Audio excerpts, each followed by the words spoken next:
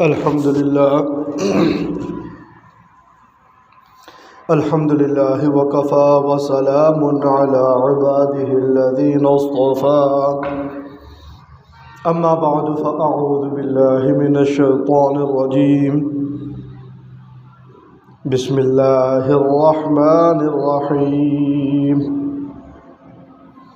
والعصر إن الإنسان لفي خسر إلا الذين آمنوا وعملوا الصالحات وتواصوا بالحق وتواصوا بالصبر وقد قال رسول الله صلى الله عليه وسلم من تواضع لله رفعه الله أو كما قال عليه الصلاة والسلام صدق الله العظيم وصدق رسوله النبي الكريم ونحن على ذلك لمن الشاهدين والشاكرين والحمد لله رب العالمين۔ محترم سامعین کرام، آپ صلی اللہ علیہ وسلم کا ایک ارشاد ہے کہ جو شخص اللہ کے لیے عاجزی اختیار کرتا ہے، تواضع اختیار کرتا ہے، اللہ پاک اس کو بلندیاں نصیب فرماتے ہیں۔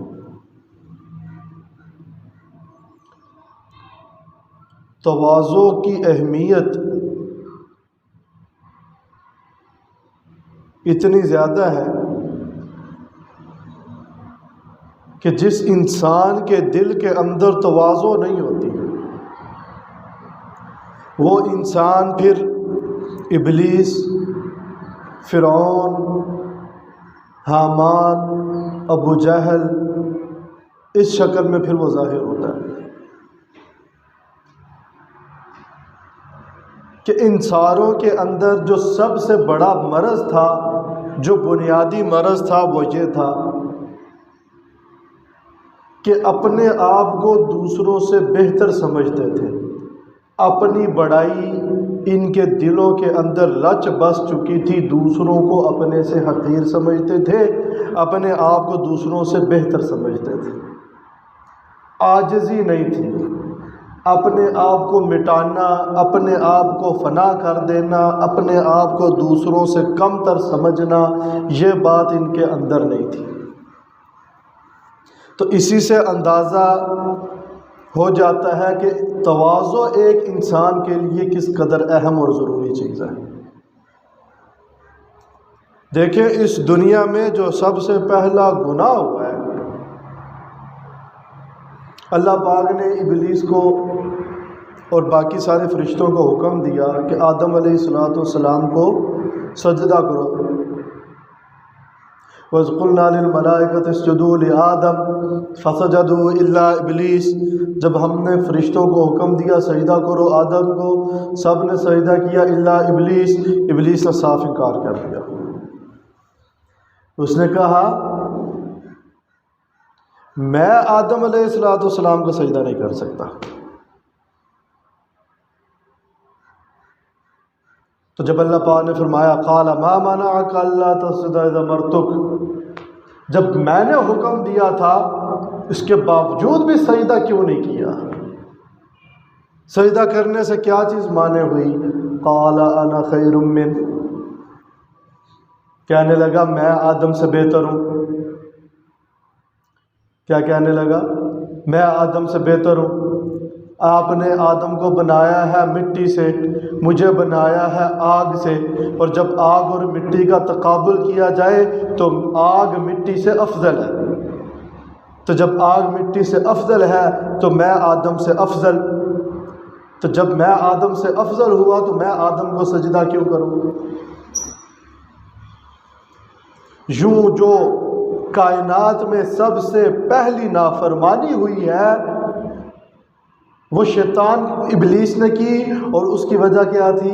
انا خیر من، میں افضل ہوں، میں بہتر ہوں، میں اچھا ہوں۔ آدم علیہ السلام کو اپنے سے حقیر سمجھا، اپنے آپ کو آدم علیہ السلام سے بہتر سمجھا۔ اس ایک برے جذبے کی وجہ سے، اپنی بڑائی کی وجہ سے کائنات میں جو سب سے پہلی نافرمانی ہوئی ہے وہ اس وجہ سے ہوئی ہے۔ اس سے پہلے اس کائنات میں رب کی نافرمانی کا کوئی تصور موجود ہی نہیں تھا۔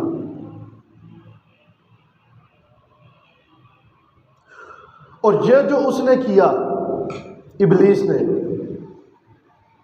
اس ابلیس کو اتنی بڑی ٹھوکر جو لگی ہے وہ کیوں لگی؟ کہ ہمیشہ ہمیشہ کے لیے راندہ درگاہ ہو گیا۔ اس کو اپنی عقل پہ بڑا ناز تھا۔ اللہ نے حکم دیا، وہ آگے سے اپنی عقل کو استعمال کر رہا ہے۔ بے وقوفہ تیرا کام یہ تھا، جب رب کا حکم آیا ہے تو اپنی عقل کو سائڈ پہ کر دے۔ جب رب کا حکم آیا ہے، جس نے تجھے بھی بنایا ہے، آدم علیہ السلام کو بنایا ہے، پوری کائنات کا مالک وہ ہے، تیرا بنانے والا تجھے حکم دے رہا ہے نا سجدہ کرو۔ لیکن اس نے رب کے حکم کو اپنی عقل پر پرکھنا شروع کر دیا، اور اس نے سمجھا میں ایک ایسی عقلی دلیل لے کر آیا ہوں کہ اس کا توڑ کسی سے ہو نہیں سکے گا۔ اور کیا کہنا شروع کر دیا کہ دیکھو جی، عقل تو یہ کہتی ہے کہ جو کم تر ہے وہ بہتر کو سجدہ کرے، بہتر کمزور کے آگے نہ جھکے۔ عقل کہتی ہے کہ کمزور جو بہتر ہے اس کے آگے جھکنا چاہیے۔ اور اگر میرا اور آدم کا تقابل کیا جائے تو آدم مٹی سے بنا ہے اور میں آگ سے بنا ہوں، اور جب آگ اور مٹی کا تقابل ہو تو آگ بہتر ہے مٹی سے، تو جب آگ مٹی سے بہتر ہے تو میں آدم سے بہتر ہوں۔ تو جب میں آدم سے بہتر ہوں تو عقل کہتی ہے آدم کو میرے آگے جھکنا چاہیے، نہ کہ میں آدم کے آگے جھکوں۔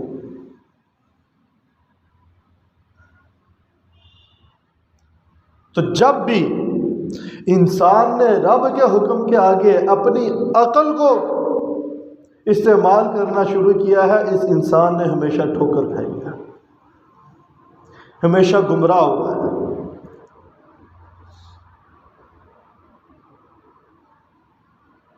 تو اس لیے ہمیں اپنے اندر عاجزی پیدا کرنی چاہیے، دوسروں کو اپنے سے حقیر نہیں سمجھنا چاہیے، بلکہ اپنے آپ کو دوسروں سے کمتر سمجھنا چاہیے۔ یہ بات اپنے اندر پیدا کرنے کی ضرورت ہے۔ اس ابلیس کے اس واقعے سے اتنا سبق تو ملتا ہے کہ ساری برائیوں کی جڑ ہے، جو بنیاد ہے وہ اپنی بڑائی ہے۔ جس انسان کے دل کے اندر اپنی بڑائی پیدا ہو جاتی ہے، اس انسان کے دل میں ایک ایک کر کے دوسری ساری برائیاں جمع ہو جاتی ہیں۔ آج کون سی برائی ایسی ہے جو ابلیس کے اندر موجود نہیں ہے؟ کوئی ایک برائی ایسی بتا دے جو اس کے اندر موجود نہیں ہے۔ ساری برائیاں اس کے اندر موجود ہیں، اور اس کا بیج کہاں سے پڑا ہے؟ ان برائیوں کا بیج جو بویا ہے، وہ جو بیج جو شروع ہوا ہے، جو اس کے اندر برائیوں کا پودا کھلنا شروع ہوا ہے، وہ ابتدا کہاں سے ہو رہی ہے؟ اپنی بڑائی سے، اپنے تکبر سے۔ چنانچہ اسی لیے آپ علیہ السلام نے شاہ فرمایا، من تواضع للہ رفعہ اللہ، جو اللہ کے لیے عاجزی اختیار کرے گا، اللہ کے لیے اپنے آپ کو مٹا دے گا، اپنے آپ کو اللہ کے سامنے فنا کر دے گا، اللہ اس کو بلند مرتبہ عطا فرمائے گا۔ اور خود آپ علیہ السلام نے یہ حکم دے کر خالی زبانی جمع خرچ نہیں کیا کہ باتوں باتوں سے ایک حکم دے دیا دوسروں کو کہ اپنے آپ کو دوسروں سے کم تر سمجھو، دوسروں کو اپنے سے بہتر سمجھو، اپنی بڑائی اپنے دل کے اندر پیدا نہ کرو۔ خالی یہ حکم نہیں دے دیا، بلکہ آپ صلی اللہ علیہ وسلم نے اس پر عمل کر کے دکھایا ہے کہ ہر وہ عمل جس سے فنائیت، ابدیت، بندگی ظاہر ہوتی تھی، آپ صلی اللہ علیہ وسلم ہر اس عمل کو کرتے تھے، اور ہر وہ عمل جس سے بڑائی ظاہر ہو سکتی تھی، آپ اس سے کوسوں دور رہتے تھے۔ چنانچہ سیدنا انس رضی اللہ تعالی عنہ فرماتے ہیں کہ جب بھی کوئی آدمی رسول پاک صلی اللہ علیہ وسلم سے ملتا اور آپ صلی اللہ علیہ وسلم سے مصافحہ کرتا، آپ کا ہاتھ تھام لیتا تھا، آپ اپنا ہاتھ اس سے اس وقت تک نہیں چھڑواتے تھے جب وہ خود آپ کا ہاتھ نہیں چھوڑ دیتا تھا، اور جب کوئی آپ کی طرف متوجہ ہوتا آپ پورے چہرے سے اس کی طرف متوجہ ہوتے تھے، اور آپ تب تک اپنا چہرہ اس سے نہیں ہٹاتے تھے جب تک وہ اپنا چہرہ آپ سے نہیں ہٹا لیتا تھا۔ اور آپ کبھی مجلس میں بیٹھے ہوتے تھے، آپ نے اپنے کبھی گھٹنے لوگوں کے سامنے نہیں کیے، کبھی آپ صلی اللہ علیہ وسلم نے اپنی امتیازی شان نہیں پیدا کی اپنے اندر، کوئی فخر والا انداز، امتیازی انداز جس سے لوگوں کے اندر بڑائی ظاہر ہو، لوگوں کے اندر فخر محسوس ہو کہ میں بڑا فخر کر رہا ہوں، بہت زیادہ بڑا سمجھ رہا ہوں اپنے آپ کو، ایسی کوئی حالت آپ نے اپنے لیے پسند نہیں کی ہے۔ آج ہمارا کیا حال ہے؟ جس کو تھوڑا سا مرتبہ حاصل ہو جائے وہ لوگوں سے سیدھے منہ سے بات کرنی چھوڑ دیتا ہے، اگر اس کا منہ مشرق کی طرف ہے، کوئی مغرب کی طرف سے آگے بات کر رہے وہ اس کی طرف منہ کرنا ہی گوارا نہیں کرتا۔ اگر اپنے سے کوئی چھوٹے مرتبے والا آدمی آگے بات کرتا ہے اس کی طرف دیکھنا بھی گوارا نہیں کرتے، وہ ہاتھ ملاتا ہے تو دور سے ہی السلام علیکم کر دیتے ہیں، جیسے اگر ہاتھ ملا لے تو کوئی چھوت کی بیماری نہ مجھے لگ جائے۔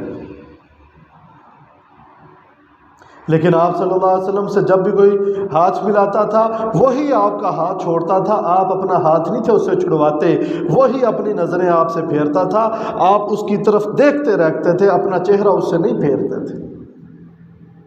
حتیٰ کہ صحابہ کے ساتھ ہی مجلس کے اندر آپ تشریف فرما ہوتے تھے، صحابہ کے بالکل بیچ میں ہی گھل مل کے بیٹھ جاتے تھے، اپنے لیے الگ جگہ آپ نے مقرر نہیں تھی کی بیٹھنے کی۔ شروع میں مسلمان تھوڑے تھے، جب مسلمانوں کی تعداد زیادہ ہوگی تو اب بڑا مسئلہ ہونا شروع ہو گیا کہ جو نئے لوگ آتے تھے انہیں پتہ ہی نہیں چلتا تھا یہ جو لوگ بیٹھے ہیں ان میں اللہ کا محبوب کون بیٹھا ہے، حبیب کبریا ان میں سے کون ہے۔ چنانچہ آنے والے کو پوچھنا پڑتا تھا کہ محمد صلی اللہ علیہ وسلم بیچ میں کون سے ہیں، اور پھر جو لوگ مجلس میں جب رش لگ جاتا تھا، جو لوگ دور بیٹھے ہوتے تھے ان کے لیے آپ صلی اللہ علیہ وسلم کی زیارت کرنا اور بھی زیادہ دشوار ہو جاتا تھا۔ اب صحابہ نے عرض کیا یا رسول اللہ، کوئی نیا آدمی آئے تو وہ آپ کو پہچان نہیں سکتا، دور جب بیٹھے ہو لوگ تو ان کے لیے آپ کی زیارت کرنا دشوار ہے، اور یہ ان کے لیے سب سے زیادہ تکلیف دہ عمل ہے کہ آپ کی مجلس میں بیٹھ کے بھی آپ کی زیارت سے محروم رہے۔ اس لیے آپ ایسا کریں، اپنے لیے تھوڑی سی اونچی جگہ بنا لیں، آپ اس پہ تشریف فرما ہو تاکہ دور سے آنے والے لوگ بھی اور دور بیٹھے ہوئے لوگ بھی آپ کی آرام سے زیارت کر سکیں، اور نو وارد جو آپ کو نہیں پہچانتا وہ آپ کو آسانی سے پہچان لے۔ وہاں بھی لوگوں کے فائدے کے لیے، لوگوں کو تکلیف سے بچانے کے لیے آپ صلی اللہ علیہ وسلم نے گوارا کر لیا، آپ کے لیے ایک چوکی بنا دی گئی، پھر آپ اس کے اوپر تشریف فرما ہوتے تھے، ورنہ آپ صلی اللہ علیہ وسلم نے کبھی کوئی اپنی امتیازی حالت اپنے اندر پیدا نہیں کی ہے۔ جب آپ چل رہے ہوتے تھے راستے میں صحابہ کے ساتھ تو صحابہ کے درمیان میں چلتے تھے، آگے نہیں چلتے تھے کہ سارے لوگ میرے پیچھے پیچھے ہیں، پتہ چلے جی کوئی آدمی جا رہا ہے، اللہ کا نبی جا رہا ہے، حالانکہ آپ اس کے حقدار تھے، ساری بڑائیوں کے حقدار ہیں، ساری عزتوں کے حقدار ہیں، سارے مرتبے آپ کے سامنے ہیج ہیں، سارے مقام آپ کے سامنے خاک بھی نہیں ہے، لیکن اس کے باوجود آپ صلی اللہ علیہ وسلم نے کوئی بھی ایسا عمل طرز اختیار نہیں کیا جس سے آپ کی بڑائی لوگوں کے سامنے ظاہر ہو۔ لیکن آج ہم کیا کرتے ہیں؟ تھوڑا سا بڑا مرتبہ حاصل ہو گیا، دو دائیں آگے، دو آدمی بائیں، باقی سارے پیچھے، اور جناب جا رہے ہیں، پتہ چلا خلفائے راشدین عام عوام کی طرح لوگوں کے بیچ میں پھرا کرتے تھے، انہوں نے بھی کبھی اپنی کوئی ایسی حالت اختیار نہیں کی جس سے پتہ چلے جی یہ کوئی بہت بڑا آدمی ہے۔ کہ اگر یہ چیز پیدا ہو جائے میں دوسروں سے بہتر ہوں، تو اس آدمی کی اصلاح مشکل ہو جاتی ہے۔ ایسے آدمی کے اندر ایک ایک کر کے اور بہت ساری برائیاں پیدا ہونی شروع ہو جاتی ہیں، اور اس انسان کو پتہ بھی نہیں چلتا کب وہ ان برائیوں کی دلدل میں پھنس چکا ہوتا ہے اور وہ لا علاج ہو کے رہ جاتا ہے۔ لہذا اگر اپنا علاج کرنا ہے اور ان برائیوں سے اپنے آپ کو بچانا ہے تو سب سے پہلا کام کیا کرنا ہوگا؟ ہمیں اپنے اندر عاجزی اختیار کرنی ہوگی، تواضع اختیار کرنی ہوگی، اپنے آپ کو دوسروں سے کمتر سمجھنا ہوگا۔ ڈاکٹر عبدالحی رحمۃ اللہ علیہ بہت بڑے وقت کے بزرگ گزرے ہیں، وہ ایک مثال دے کر سمجھایا کرتے تھے۔ چاول پکتے ہیں نا، چاول تو جب تک وہ کچے ہوتے ہیں نا وہ بڑا شور کرتے ہیں، اچھلتے ہیں، آوازیں آتی ہیں، تو جب تک آوازیں آتی رہتی ہیں نا اس بات کی علامت ہوتی ہے ابھی یہ چاول کچے ہیں، ابھی ان کے اندر کوئی خوشبو نہیں ہے، ابھی ان کے اندر کوئی ذائقہ نہیں ہے، ابھی یہ کھانے کے قابل نہیں ہوئے۔ اور جب وہ چاول پک جاتے ہیں، ان کے اندر خوشبو اور ذائقہ پیدا ہو جاتا ہے، ان کے اندر وہ کھانے کے قابل ہو جاتے ہیں، تو اب ان کا شور آنا بند ہو جاتا ہے۔ جب وہ پک جاتے ہیں نا تو پھر ان کا شور، وہ اچھلنا بند ہو جاتا ہے۔ اب کہتے ہیں جی ان چاولوں کا دم نکالو، ان کو دم پہ لگا دو۔ اب ان کو دم پہ لگاتے ہیں، جب تیار ہو گئے، بالکل پرسکون ہو گئے، اب جب ان کا اوپر سے ڈھکن کھولا تو خوشبو پورے گھر کے اندر پھیل جاتی ہے، ان کے اندر خوشبو پیدا ہو جاتی ہے، ذائقہ پیدا ہو جاتا ہے، جو بھی کھاتا ہے وہ لطف حاصل کرتا ہے۔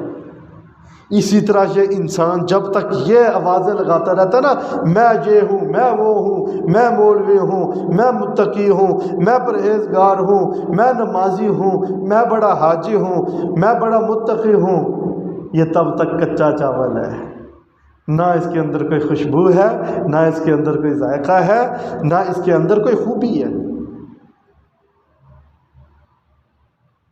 اور جب یہ اپنے اندر سے میں نکال دے گا، اپنے اندر سے اپنی بڑائی نکال دے گا، انائیت اپنے اندر سے نکال دے گا، اپنی میں کو مار دے گا، اپنے آپ کو فنا کر دے گا اللہ کے حکم کے آگے کہ میں کچھ نہیں ہوں، جو بھی ہے اللہ ہی ہے، اللہ کی توفیق سے ہو رہا ہے، جو بھی ہو رہا ہے میرا تو اس میں کوئی کمال نہیں ہے۔ تو جب انسان اپنے اندر میں مار دے گا نا، اپنی آپ کو فنا کر دے گا، اب یہ پکا چاول ہو گیا ہے، اب اس کے اندر خوشبو پیدا ہو گئی، اب اس کے اندر ذائقہ پیدا ہو گیا، اب اس کے اعمال کے اندر اخلاص پیدا ہو گیا، اب اس کے اعمال کے اندر نور پیدا ہو گیا۔ لیکن جب تک بڑائی والا مرض اس کے اندر ہے یہ کچا چاول ہے، نہ اس کے اندر کوئی خوشبو ہے نہ کوئی ذائقہ ہے۔ لیکن یہاں پر پھر ایک بہت بڑا مسئلہ بنتا ہے کہ جب اپنے آپ کو دوسروں سے کم تر سمجھنا ہے تو یہ تو پھر احساس کمتری میں پیدا ہو جائے گا، احساس کمتری انسان کے اندر پیدا ہو جائے گی، اور احساس کمتری تو باقاعدہ ایک مرض ہے جس کو دور کرنا چاہیے۔ چنانچہ کئی لوگ ایسے موقع پر اعتراض کر دیتے ہیں، مولوی صاحب آپ تو لوگوں کو احساس کمتری سکھا رہے ہیں۔ جب آدمی اپنے آپ کو دوسروں سے کم تر سمجھے گا تو احساس کمتری میں مبتلا ہوگا، جب انسان کے اندر تواضع آئے گی تو احساس کمتری میں مبتلا ہوگا۔ لیکن میرے بھائیوں، سمجھنے میں غلطی لگی ہے، عاجزی اور چیز ہے، احساس کمتری اور چیز ہے۔ عاجزی پیدا ہوتی ہے اللہ کا شکر کرنے سے، اللہ کی نعمتوں پہ، اللہ کی طرف سے نیک اعمال جتنے کرنے کی توفیق ہوئی ہے ان اعمال پر اللہ کا شکر کرنے سے انسان کے اندر عاجزی اور تواضع پیدا ہوتی ہے، جبکہ احساس کمتری رب کی عطا کردہ نعمتوں پر ناشکری کرنے سے پیدا ہوتی ہے۔ احساس کمتری کس سے پیدا ہوتی ہے؟ رب نے جو کچھ دیا ہے اپنے آپ کو اس سے زیادہ کا حقدار سمجھنا اور رب سے گلے شکوے کرنا، مجھے یہ کیوں نہیں دیا، مجھے یہ کیوں نہیں دیا، فلانے کو تو گاڑی بھی مل گئی، میرے پاس موٹر سائیکل بھی نہیں، فلانے کے 3 منزلہ کوٹھی، میرا چھت بھی کچا ہے۔ رب کی دی ہوئی نعمتوں پہ جب ناشکری کرے گا تو احساس کمتری میں مبتلا ہوگا، اور تواضع رب کی نعمتوں پہ شکر کرنے سے پیدا ہوتی ہے کہ جب انسان رب کی دی ہوئی نعمتوں کے آگے اپنے آپ کو مٹا دے گا کہ میں تو اس کا بھی حقدار نہیں تھا، یہ تو رب نے اپنے فضل سے بغیر کسی استحقاق کے مجھے عطا فرما دیا، میں ان چیزوں کا مستحق نہیں تھا، حقدار نہیں تھا، میں نافرمان گناہگار بندہ ہوں، رب نے اپنے فضل سے مجھے یہ چیزیں عطا فرما دی ہیں، تو یہ تواضع اور عاجزی ہے، اور اس سے تو احساس کمتری نہیں پیدا ہوتی۔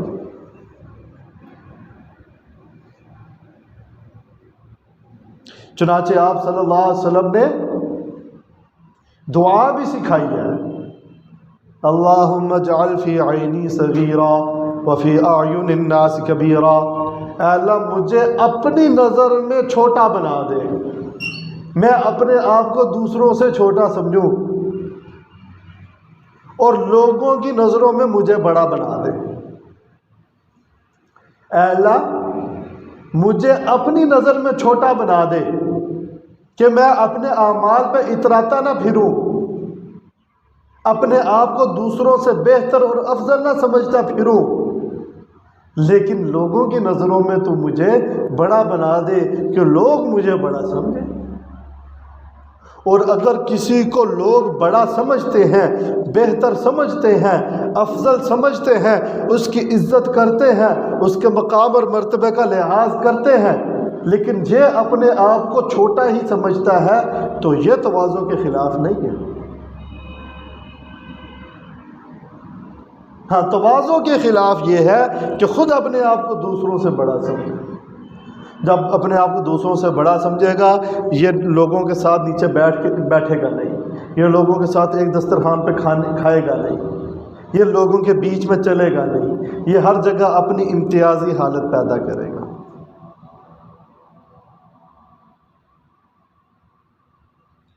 تو اس لیے ہمیں اپنے آپ کو دوسروں سے بہتر نہیں سمجھنا، کمتر سمجھنا ہے۔ لیکن آج کل ہم نے تواضع کس چیز کا نام رکھ لیا ہے، یہ بھی ایک بہت بڑا مسئلہ ہے۔ ہم نے تواضع والے الفاظ کہہ دینے کو تواضع سمجھا ہے۔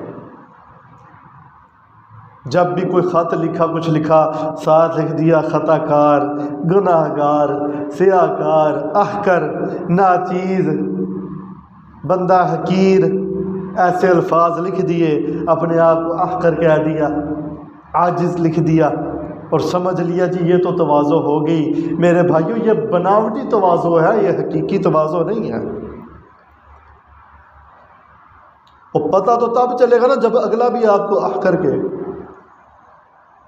آپ نے کہہ دیا جی میں تو احقر فلاں، نے کہا جی آپ واقعی بڑے حقیر ہیں، پھر پتہ چلتا نا کیا ہوتا ہے، اسی وقت اٹھا کے کوئی چیز مارے گا۔ تو ہم نے بناوٹی تواضع اختیار کی ہوئی ہے کہ تواضع والے الفاظ کہہ دینے کو ہم تواضع سمجھتے ہیں۔ تواضع والے الفاظ بول دینا تواضع نہیں ہے، اپنے آپ کو لوگوں سے کم سمجھنا اور لوگوں کو اپنے سے بہتر سمجھنا، یہ تواضع ہے۔ چنانچہ بعض بزرگوں کے بارے میں یہ سنا ہے اور حقیقت تھی، وہ فرماتے میں سارے مسلمانوں کو اپنے سے بہتر سمجھتا ہوں، مسلمانوں کو تو اپنے سے بہتر سمجھتا ہوں، احتمالاً سارے کافروں کو بھی اپنے سے بہتر سمجھتا ہوں، احتمالاً۔ حقیقتاً تو سارے مسلمانوں کو اپنے سے افضل سمجھتا ہوں، لیکن احتمالاً سارے کافروں کو بھی اپنے سے افضل سمجھتا ہوں۔ کیا پتہ اللہ ان میں سے کسی کو کوئی توفیق دے دے ایمان کی، وہ ایمان لائے اور ایسے نیک اعمال کرے کہ ہم سے بھی آگے نکل جائے۔ کو پتہ چلتا ہے؟ کوئی پتہ نہیں چلتا رب کب کس سے کیا کام لے لے۔ تو اس لیے کسی کو بھی اپنے سے حقیر نہیں سمجھنا، حتیٰ کہ کافر کو بھی احتمال کے درجے میں انہیں بھی اپنے سے افضل سمجھنا۔ کیا پتہ اللہ ان میں سے کسی کو ایمان کی توفیق دے دے۔ میرا رب سے کوئی رشتہ تعلق تو کوئی نہیں ہے نا، کوئی رشتہ داری تو نہیں ہے نا کہ رب نے مجھے ایمان کی توفیق دے دی اور وہ بیچارہ کفر میں پڑا ہوا ہے۔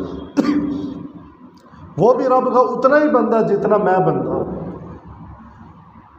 اگر مجھے رب نے بنایا تو اسے بھی رب نے بنایا ہے۔ اگر رب مجھے جہنم میں نہیں دیکھنا چاہتا تو اسے بھی جہنم میں نہیں دیکھنا چاہتا۔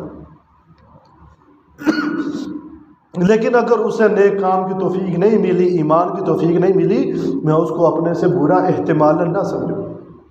ہاں اگر اس کا انتقال ہی کفر پہ ہو جائے تو پھر یقیناً ایمان والا اس سے افضل ہے۔